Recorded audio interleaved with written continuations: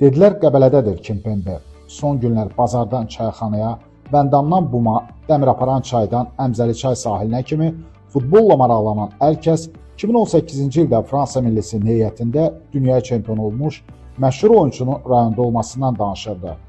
Qətərin Əl-Xaraciyyat klubu ilə müqavilə bağlayan 30 yaşlı futbolçu həm hazırlıq prosesi, həm də Qəbələ ilə bağlı təəssüratlarını bölüşdü.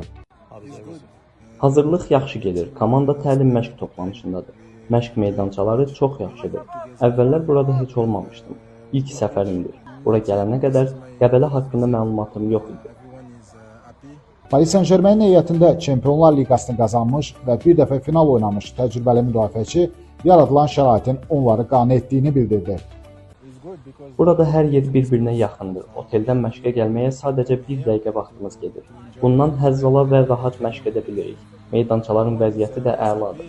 İnanıram ki, komandamla birgə yaxşı işlər görə bilərəm.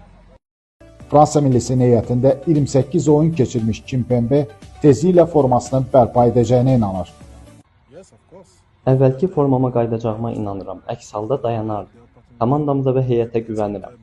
Hər kəs mənə yardım etməyə çalışır. Mən isə bunun qarşılığını verməyə çalışıram.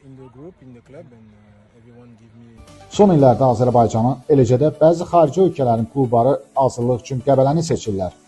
Bu yay komandamızla yanaşı Şamaxı, İmişli, Sumqayıt və Qətərin Əl-Xaraciyyat klubları təlim məşq toplanışını Qəbələdə keçdilər. Qarşıdakı günlər ərzində də klubumuzun məşq bazası müxtəlif komandaların üzrə açıq olacaq.